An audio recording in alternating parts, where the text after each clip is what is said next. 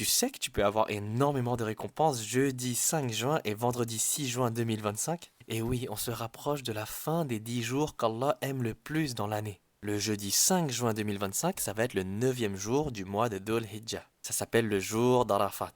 Le neuvième jour de Dhul Hijjah, c'est un jour extrêmement important dans l'année, car celui qui jeûne le jour de Arafat, Allah expie ses péchés de l'année précédente et ses péchés de l'année à venir. Un seul jour de jeûne et tant de récompenses, tant de miséricorde, subhanallah. Et celui qui ne peut pas jeûner ce jour-là, pour quelconque raison, il a quand même le moyen de recevoir la récompense du jeûneur. Tu sais comment? En nourrissant un musulman qui a jeûné. Et oui, celui qui fait l'effort d'offrir un repas à celui qui a jeûné sera récompensé comme s'il avait jeûné. Donc le jeudi 5 juin, le neuvième jour de Dhul Hijjah, c'est très bien de jeûner, du Fajr jusqu'au Maghrib.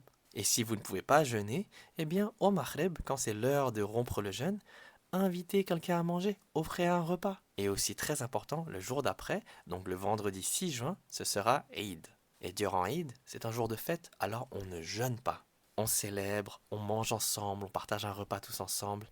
Et n'oubliez pas, invitez les nouveaux convertis à manger avec vous. Invitez un converti à célébrer Eid ensemble. Car pour les convertis, ça peut être une période difficile. Ils ont peut-être personne autour d'eux qui célèbre Eid. Ça peut être difficile pour un converti. Peut-être qu'il ne connaît pas les traditions de Eid, qu'est-ce qu'il faut faire, comment faire la prière de Eid, ainsi de suite. Et ils n'ont pas envie de mal faire les choses. Alors invitez les convertis à célébrer Eid ensemble, pour pas qu'ils se sentent mis à l'écart. Le prophète Mohammed sallallahu alayhi wa sallam a dit: le meilleur des actes auprès d'Allah, c'est de donner de la joie à un musulman. Il y a vraiment beaucoup de convertis qui vivent l'isolement durant Eid, donc il faut faire l'effort de les inclure dans cette fête, car cela peut être un acte de fraternité sincère. Le prophète sallallahu alayhi wa sallam a dit: le musulman est le frère du musulman.